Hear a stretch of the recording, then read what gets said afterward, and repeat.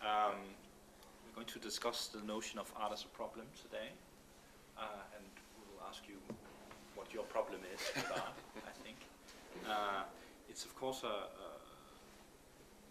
collection of essays stretching over 25 years and of different types of writing. So we will also talk a little bit about that, and also what perhaps are possible changes in those 25 years. And in a way, I think that what struck me when I was reading the book and reading also some of the earlier essays in the collection was how you identify some of the, we could say, contours, but also problematics of what is now the system of contemporary art. So I think in a way this is the period where what we now call contemporary art has come into being, which has to do with, I think, a certain confluence of academism, market relations, and biennalization in a way. Mm-hmm. So I guess we will get into that, but maybe we will start with your introduction and the notion of art as a problem. Well, first I want to thank Simon for joining me up here today. I've really admired his writing on a number of subjects, so I'm privileged that he's here with me. Very, very pleased and thankful to Juliet for inviting and hosting this event, and thanks to the ICA, which is an institution that I've respected for a very long time, and I feel very honored to be in this space. And I'm just sorry that I missed the Richard Hamilton show here, because I was really looking forward to the iteration of that, the sort of I don't know how you would say it, representation of that Hamilton show here, but unfortunately I arrived too late for that. So yeah, I mean, just to give a brief background on the book was initially meant to be, and the editor of the book is John Miller, who's a New York-based and also occasionally Berlin-based artist and writer, who has actually a couple of books out in this JRP Ringier series as well. Initially, the book, when it was being conceived a couple of years ago, was going to be focused really on the questions of institutional critique, its legacy, sort of its origins, so to speak, maybe in the 60s and 70s. My involvement with certain artists from that younger generation of institutional critique, people like Andrea Fraser, Mark Dine, and some others in the 80s and 90s, and really focus on that exclusively, and to try to maybe rehistoricize this as well within the so-called contemporary period of. But then the book evolved in other directions because I thought that, not that there had perhaps been a sufficient amount of literature already produced on questions of institutional critique, because a lot of the writings that I was doing in the late 80s and early 90s that were already being published about institutional critique had not made it into the so-called official art histories, at least directly.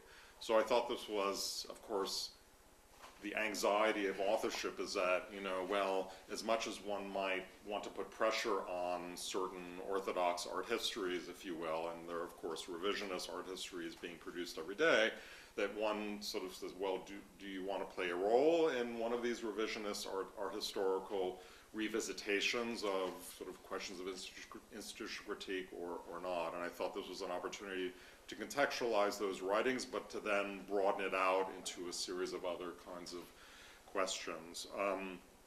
But I thought I would just very quickly read a very brief excerpt from the preface to give you a sense of how, in writing the preface for the book, which is probably the newest piece because it was written about a year ago, provides a certain amount of retrospective look at some of the broader issues, and maybe goes to a certain extent into why I decided finally to title the book Art as a Problem in a somewhat playful way. And then, as Simon and I talked about, we'll talk about some of the chapters and interrelationships, and also talk about how, let's say, if we think about contemporaneity and when does contemporary art actually sort of begin. When I was a kid, I thought contemporary art was pop art, in the 60s and 70s. Not British pop, that was earlier, but at least American pop to me was contemporary art when I was a kid in the 60s, for example. So what constitutes the contemporary in terms of a book, which is a kind of a thing which is both historical and ahistorical, is a conceptual question, but also I think a very specific one. So I'll quickly read a little bit of the preface and then we can move on to other issues. I start with one quote from Marvin Gaye, the late American R&B singer, but which I don't need to read, but the more important quote is from Giorgio Agamben from Homo Sacer, from Sovereign Power and Bare Life from 1998, in which he writes, "The paradox of sovereignty consists in the fact that the sovereign is at the same time outside and inside the juridical order," end quote. If art is and then I go on to write, if art is a problem, this book does not claim to be the solution. And if this book creates problems, art may claim to offer some remedies. Why title this selection of writings on art and other issues, Art is a Problem? Doesn't this risk marginalizing the book or engendering varying degrees of unease, confusion, fear, and loathing among the very communities and publics that would constitute the readership? Might the title even spur accusations of Philistinism? Or will the title be understood for what it is, a serious yet tongue-in-cheek provocation that invokes the manifold problematics of art? Needless to say, there are bigger problems in the world than art, but one has to start somewhere. Art may have become a problem only because it is repeat that. Art may have become a problem only because it is no longer really problematic. Art, however we may choose to define, redefine, or undefine it, is on the verge of becoming so thoroughly assimilated into or integrated within global social, economic, ideological, and institutional networks that it may no longer be able to pose any problems to those systems. As a result, art seems increasingly insulated from deeply critical questions that would seriously compromise its own validity or value. It is also tenable to suggest that this has been art's odd predicament for quite some time. A more difficult question to consider is whether art did ever pose any problems, and what criteria or metric would we use to measure this. Some would argue that art's assimilation, its distribution into broader networks, allows it to act, so to speak, upon the imaginations of more publics and in increasingly complex, subtle ways than at any other time in recent history. To others, art's ubiquity merely tranquilizes its transformative potential. Sectors of the global contemporary art market may have become economic drivers of employment and wealth, but this does not mitigate the anxiety that comes with acknowledging art's discomforting paradoxes. It is a creative practice that still can generate meaning beyond itself, a robustly investable class of commodity that reinvents the terms of its own language, and a specialized cultural product that aspires to critical yet demotic social and political germaneness. Yes, there are circumstances in which art is surfaced as a vehicle of dissent, resistance, protest, opposition, seeking to question power and authority, intolerance and repression, and economic and social injustice. The variously termed political, social, critical, interventionist, public, participatory, and other, quote, turns are testimony to ongoing efforts at cultivating a verifiable agency and or utility for art and artists. Yet paradoxically, the more tolerant or liberal a society becomes, the more art becomes a naturalized, normative element within an environment of unfettered and perhaps increasingly undifferentiated creative production. At the same time, we might say that art embodies these self-same contradictions. Art is an aporia. To express it differently, art can only allegorize its indeterminate relationship to itself and to everything else. Critical writing may have the capacity to cut through the fog of art's ambiguities and shed light on its contradictory place in the world, but such discourse can do nothing to vitiate these contradictions. To some, this is inspiring. To me, it is occasionally exasperating. So that's just a little kind of fragment from the preface, then maybe goes some distance, and later I then propose that if one wants to find solutions to the contradictions, it's better to take an ibuprofen or an Advil or whatever, or an aspirin to deal with the pain of not being able to actually come to terms with these contradictions. Yeah, and I think you can probably sense, and elsewhere in the book I refer to Herbert Marcuse's notion of repressive tolerance, and I do I mean, Marcuse has been very important to me. This 1965 essay on repressive tolerance, in which he says that, well, one can certainly perform resistance and criticality, yet one is performing it within a certain kind of systemization of that, which may end up reproducing a certain system of control, even as it appears to somehow destabilize it. But in any event. And the images are simply images that are in the book that refer to particular essays, and we don't need to go into any details about those. Yeah. So, yeah, I mean, I think that the first thing that springs to mind, and I thought it could be interesting to talk about, was if we turn to one of the essays, which is, I think, has a kind of contradictory way that it's laid out also. Which is the one called The Administration of Cultural Resistance, which is from '92, which actually talks about the problems of art criticism, I think. Yeah. So I was wondering if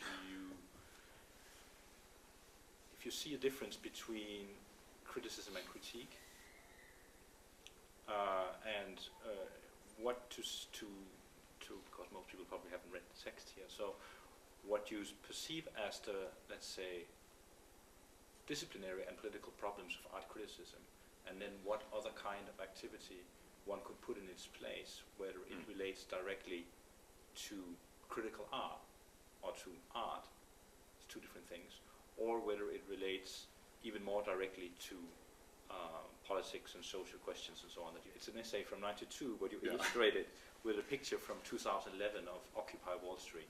Yeah. So that in itself is a juxtaposition, perhaps that has to do with maybe this feeling of exhaustion that you talked about. Well, at my age, exhaustion is easy to come by. But I mean, in a certain way, I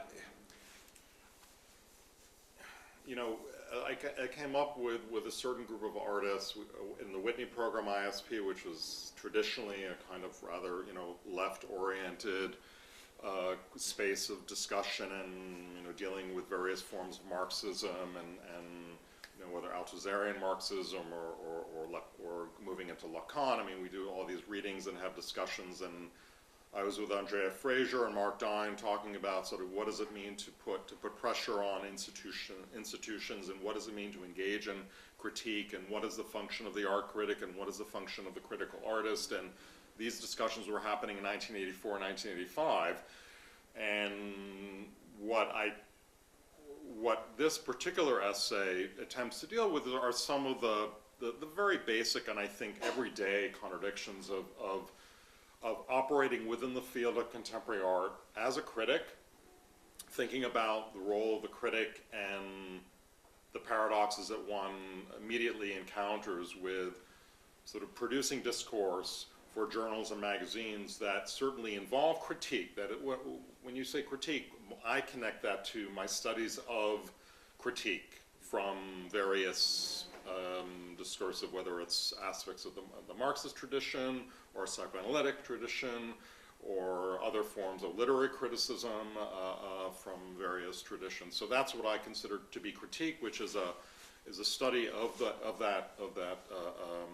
those various traditions and the methodologies of writing that one might generate out of those particular discourses, and then the application of those models of critique within one's own practice, whether it's as an art critic or whether it's any other form of cultural production. And in that particular essay, I took Hal Foster to task to a certain extent because it seemed to me that he was not taking into consideration his own implication or even complicity with very sort of clear systems that we all encounter within the contemporary world, or certainly I encountered within the New York context, and also aspects of European situations in the early 1990s, which was essentially the reification, if you will, or the naturalization or the sort of reinstitutionalization of the critical apparatus, broadly speaking, whether in terms of critical art criticism or criticality within art practice, or even criticality within, let's say, museum curating, or exhibition organization or symposium organization for various kinds of spaces, that a number of us felt that that at a certain juncture in time, and maybe this is generational perhaps, and naivete as well, that we felt that we were putting actual pressures and making reforms upon institutions and perhaps upon the consciousness of individuals who were participating in various art communities.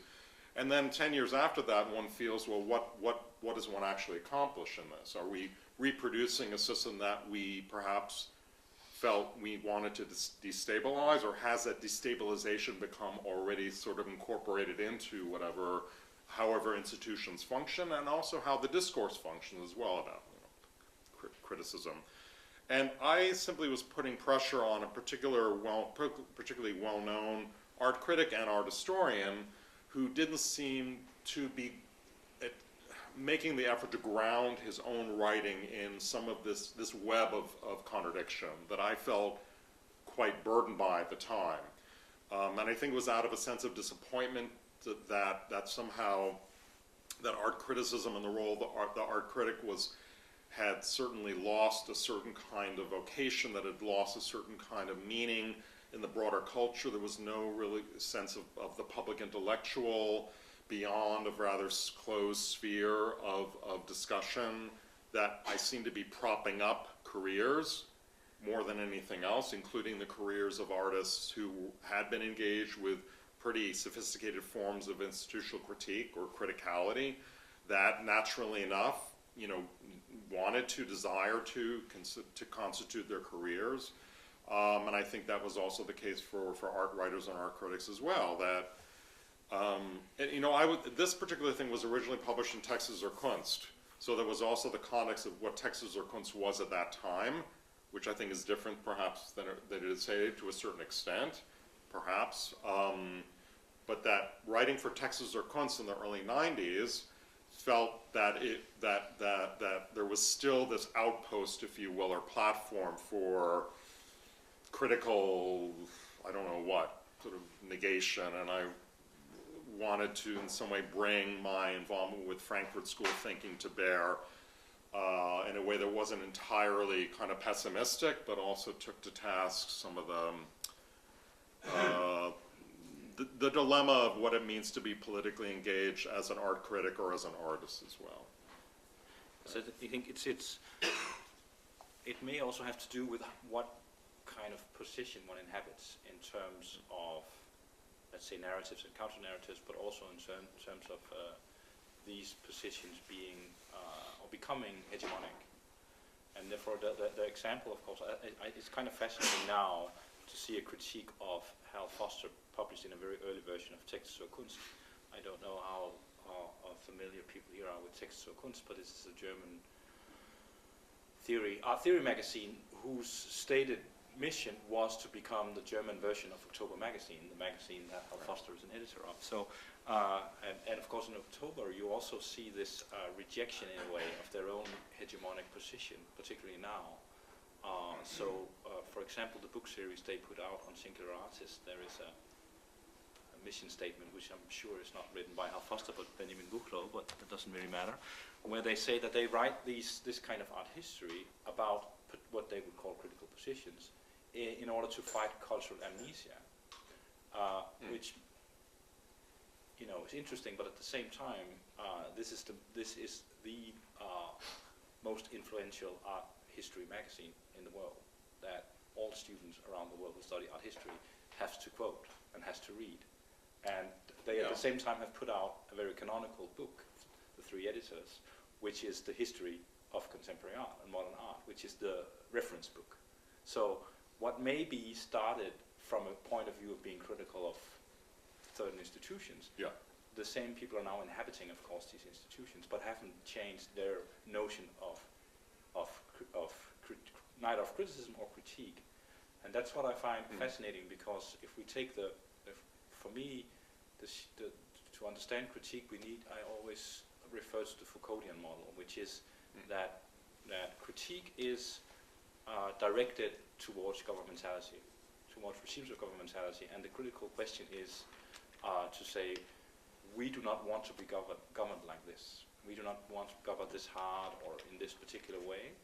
So it's directed, of course, to what we call power structures and institutional forms. But how can that critique be if you are in a position of institutional inscription, institutional power? Then that question has to shift, I think, which was exactly Foucault's criticism of the left in the late 1970s. He says, I understand your criticism of the system, but how would you govern? Yeah, so I think this is perhaps the question when we also then say, how can then one inhabit the position of the critic? And does that mean a shift maybe into other forms, both in terms of writing, and I think you're laying out different types of writing here, but perhaps also in the shift from, I would like to also talk about at some point in this 1 hour, the shift from being the critic to being the curator. Yeah, I mean, I certainly, Foucault's comments on power and critique of are very important to me, and I think also sort of the direct or indirect relationship between Agamben and Foucault's ideas on power and sovereignty and the political are crucial, and being able to put into very, I think, relatively clear language some of these dilemmas. Yes, I mean, I think that's, and I think you sort of highlighted the unease that I began to experience after, being involved as a critic and a curator already from the mid-'80s to the early '90s, which was this sense of canonization, institutionalization, and how people who, I studied briefly with Buchloh and did a year of reading Althusser and other people with him, and felt that I was really engaged in a counter-hegemonic, kind of process, and there was going to be revolution at the end of this tutorial. It's in some way, and I think that there is a sort of disillusionment that I experienced after a number of years of imagining that certain kinds of practices, in the name of critique, would accomplish anything more than their own inscription into the very sort of networks of power that they had been contesting. And there's a certain naivete, I think, that one one would have to admit to. But then one sees how people constitute their power within the academic context or within aspects of the art marketplace. Then there's a sense of either, well, you put on horse blinders, so to speak, and you just continue moving forward without asking any questions and remaining sort of quiet about these, and so this is life, and this is how you move forward and mature, or you continue to put pressure on this and you ask questions, and maybe you make people uncomfortable. Ironically or not, I was never invited back to write for Texas or Kunst after this piece, so maybe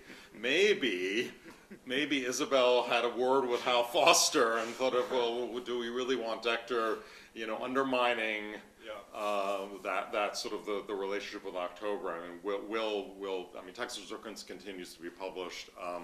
Well, it's interesting because in the early '90s, John Miller and I, along with Andrea Fraser briefly, funded by Colin Deland, the late kind of cultural entrepreneurial, gallerist in New York, we did a journal, 3 issues of a journal called Acne Journal, in which we wanted to sort of contest, and we ended it after 3 issues because we realized that we were generating too much revenue from advertisements from galleries and other kinds of institutions, that we decided that we should fail on purpose, because we didn't want to, in fact, become canonized. We didn't want to become another Documents or October or Texas or Kunst or what have you. We wanted to fail on purpose. I mentioned this to Roger Conover, who's the editor at MIT, and he thought that was quite interesting, but also, in some way masochistic.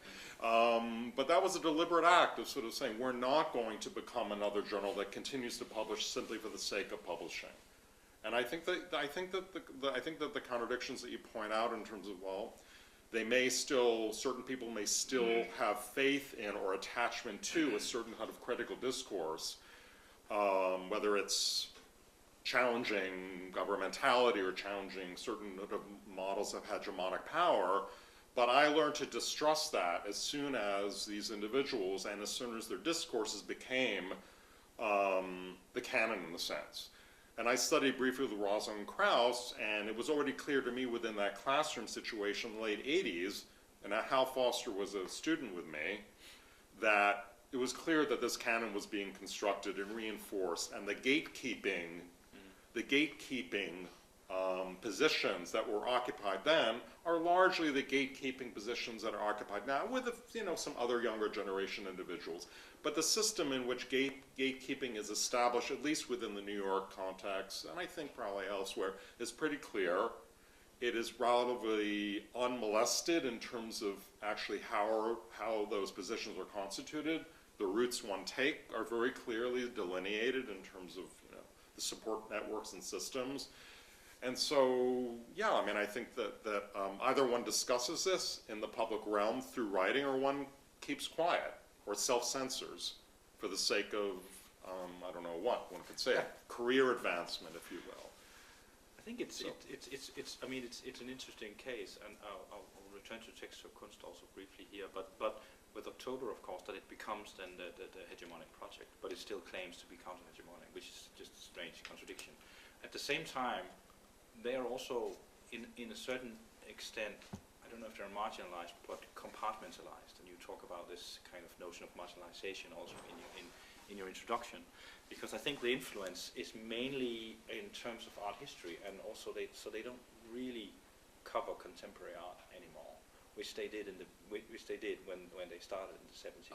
I haven't read October in 10 to 15. Yeah. I mean, I haven't read October since the 90s. I'm sorry to admit that, or I'm not apologetic actually about admitting this. But Buchloh spoke at the 20th anniversary of Textual Kunst 2 years ago, and there he exactly complained about the position of the critic, that he says, I can write all this criticism, but I know now that nothing I will write will affect artistic production, which was I was like horrified to imagine him influencing artistic production, but nonetheless I thought that criticism was about the reception, right? And I think that actually is of the work, not the production. And that's the shift probably of a certain position of power that ironically they may have attained, which at the same time compartmentalizes that position of the art historian and art critic in a certain realm, whereas other power structures have shifted to the market and to curating clearly. Well, let me.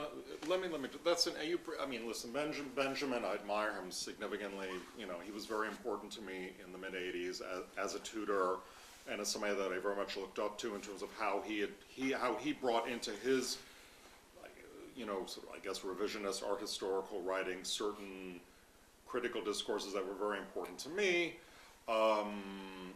But Benjamin has always been involved with the market, so to speak. I mean, there's been no real differentiation there in terms of how things actually operate. I remember he was at that time still married to Louise Lawler, and I visited him and Louise in Tribeca, Manhattan, where I now live, and which is a completely transformed neoliberal neighborhood, unfortunately, at this point. But I remember he showed me, he had some photographs by Thomas Strutt on the sort of in frame, but sort of just leaning up against the wall, saying, "Oh, this is 1985," and he said, "Have you ever heard of this artist Thomas Strutt?" I said, "No." So he's amazing. He's going to be great. He's very important, and he was saying the same things to Marion Goodman at the time, And I think Marion's opening up a gallery here, or has already opened up, basically for William Kentridge. So that's his own little. No, that's not. But I'm just saying that Benjamin was already deeply involved in promoting, so to speak. I mean, not like a gallerist promoting, but being, believing in a certain artist's work and engaging in discussions with, younger critics, Marion Goodman and others, to help this artist move ahead. So that there's always been an entanglement there, and I think that's the case for art critics. Certainly within the American tradition, going back to Clement Greenberg, or even the European tradition of the historical avant-garde. These entanglements are always there. They're not new entanglements. I do agree that, I think there's a certain amount of, ironically, false consciousness in some of the writing that we've seen emerge that in the name of whether it's out of the Marxist tradition in the United States, or that they won't talk about certain things. They won't talk about their own complicity. Maybe now or more recently they have, because there have been pressures brought to bear upon younger generations who are students of theirs, saying, well, listen, if you're going to talk about the critique of some vague hegemonic, power out there, why don't you talk about your own hegemonic position? And I think there are younger people that are putting, I think, very appropriate pressure on these gatekeepers to do precisely that.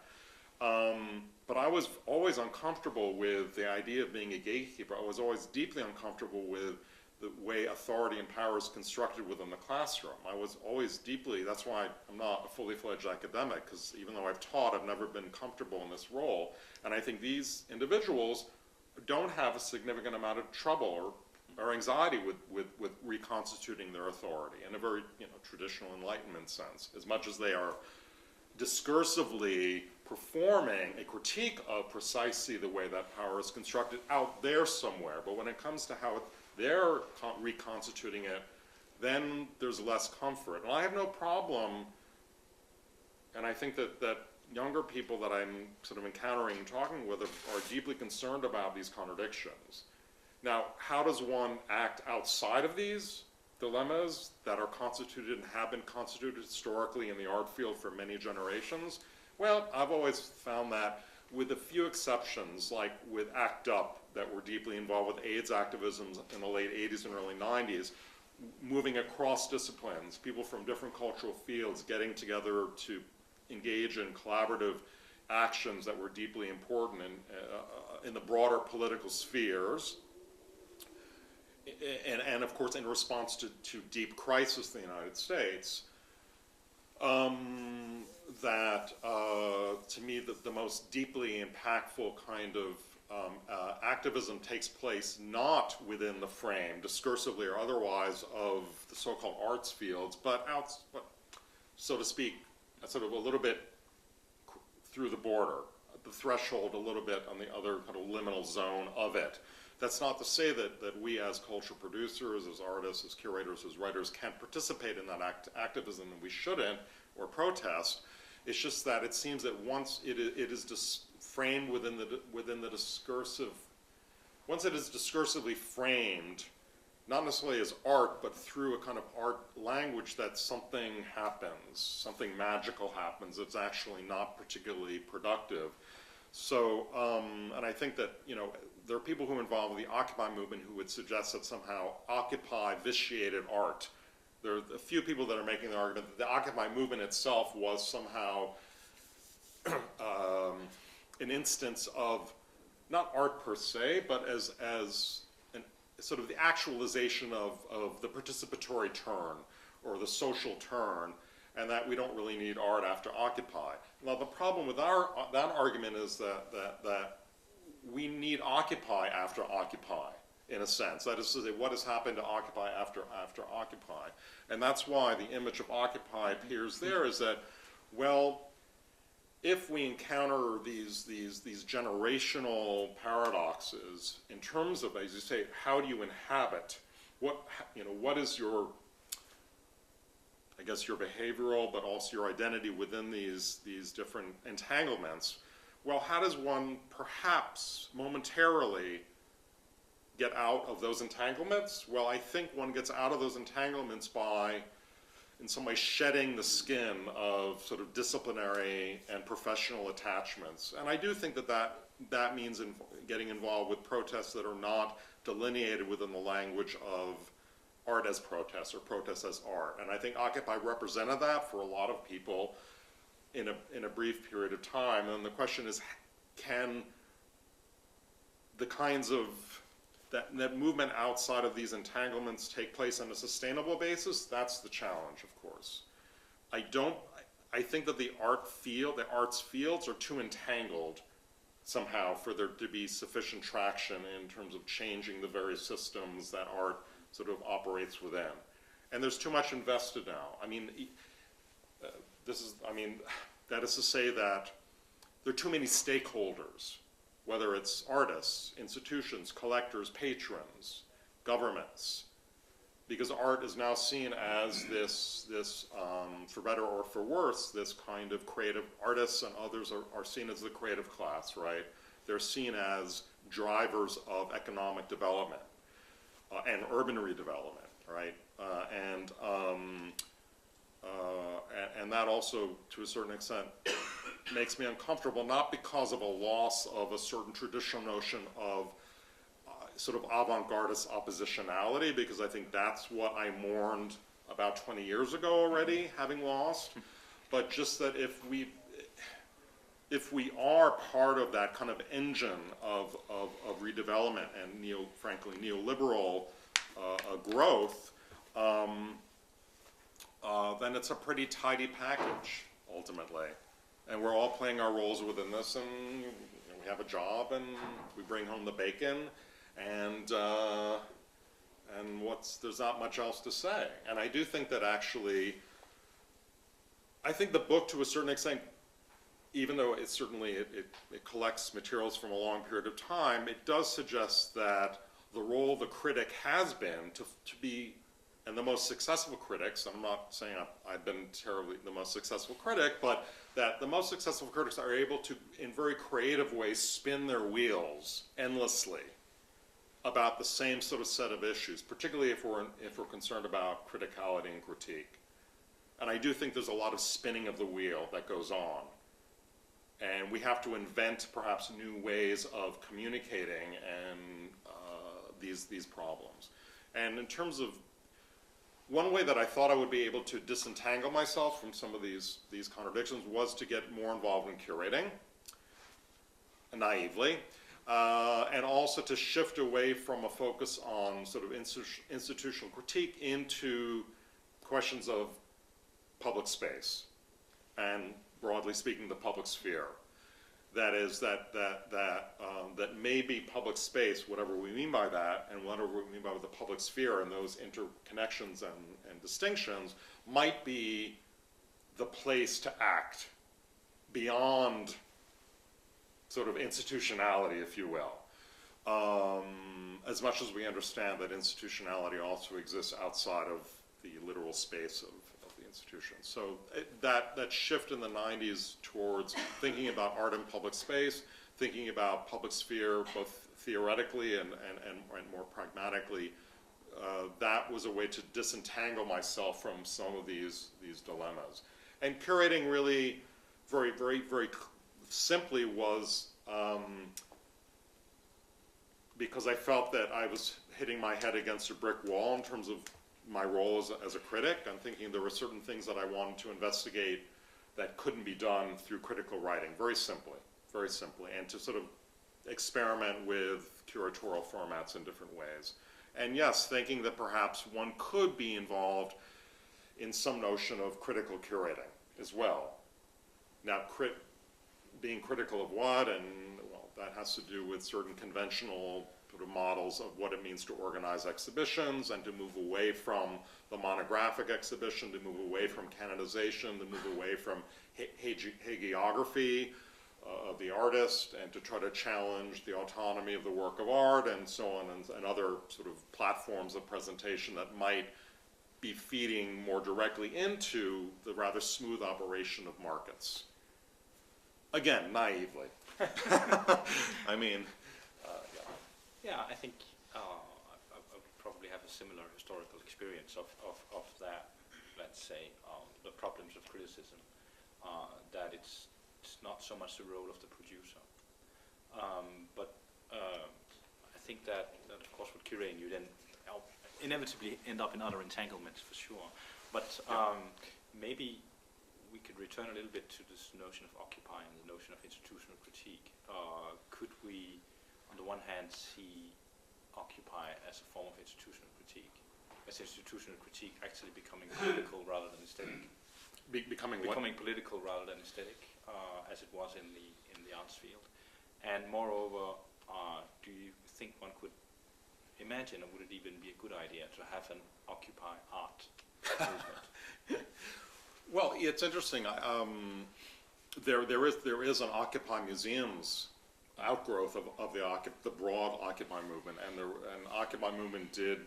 I don't know whether there was Occupy museums in London, formally or informally, or in other parts in Europe, but the Occupy museums did engage in a series of actions in New York. I'm not sure about other cities in the U.S., possibly within Chicago and Detroit. I don't believe in L.A. It's L.A. But certainly in New York, I mean, the Guggenheim Museum was occupied. There were actions taken. I think a little bit too little and too late. I mean, what's interesting to me is that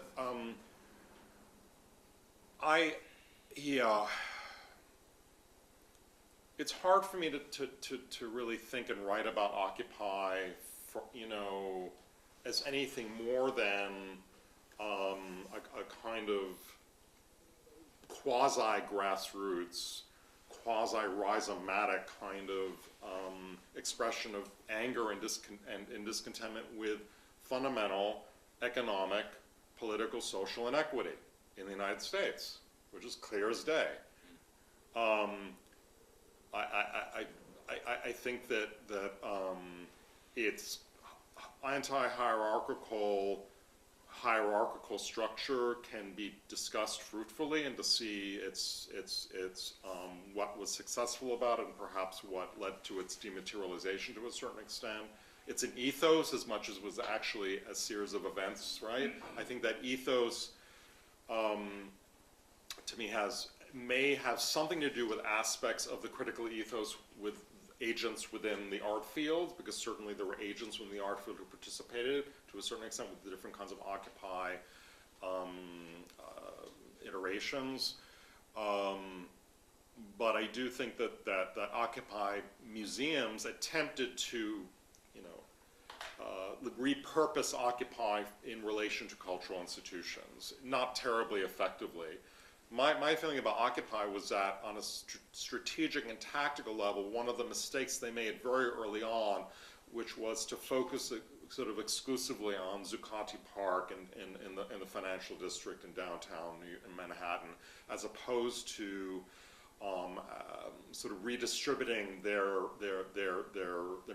kind of political agency and their literal corporeal or biopolitical kind of agency throughout Manhattan, through various neighborhoods. Because as we know, capital and power and various forms of hegemony are not focused in one center. They're redistributed. I mean, David Harvey, who's obviously has a strong connection to this city as well as to New York, obviously has written extensively about these issues. In global late capitalism, these relations of power are dematerialized precisely because, they are much more difficult to kind of to trace out and to grasp. And I think that was one of the problems with Occupy, is that it kind of ended up fetishizing a particular node and location of power and money that connected it certainly to a legacy of other kinds of protests and other protest movements since early, frankly, 20th century in the United States. It's not the first time there were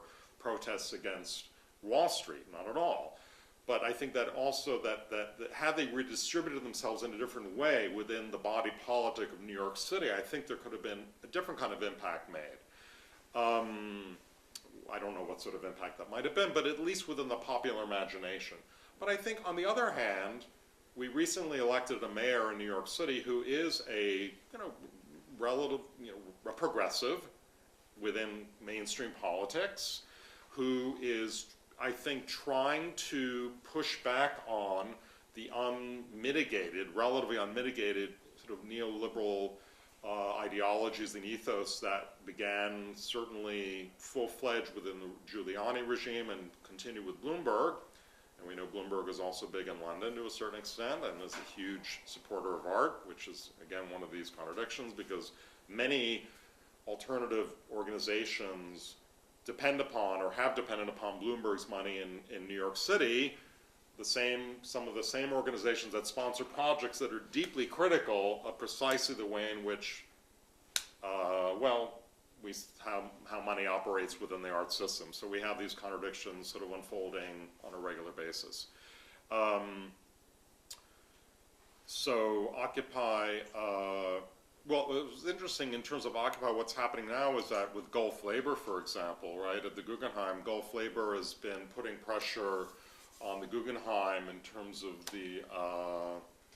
their attempt to expand to Abu Dhabi, I believe. It's the Guggenheim Abu Dhabi, and because of the exploitation of labor there, and so there's been a series of actions by Gulf labor, which I think has indirect connections to the Occupy movement directly and in terms of their ethos, to put significant pressure on the Guggenheim to make sure that the workers who are maybe involved with the construction of the new Guggenheim in Abu Dhabi, as if, are actually paid a fair wage and not basically enslaved laborers, right? So what's interesting to me is that at least Occupy seemed to shift. It seemed to reactivate a concern with even traditional liberal values and traditional progressive values within the New York area. And also, I think, sort of reactivated, I think, a sort of a sense of discontentment about labor and wages within the various art fields. For example, in terms of the exploitation of labor and of part-time labor in academia, adjuncts, for example, the issue of student debt and weighing down on the futures of students who can't afford to pay their loans back, and so on and so forth. That's an issue here in London as well, I believe. So, and to me, frankly, in order for me to be engaged in these very crucial issues of economic injustice, I can't think about it in relation to my capacity as an art writer or curator or occasional teacher. I have to think about it outside of these activities, because I didn't learn about progressive thinking through art. I learned about it through studying political history and political theory. So it's not, it's not to say that within the kind of institutions, within art academies, these ideas aren't transmitted, and they are transmitted.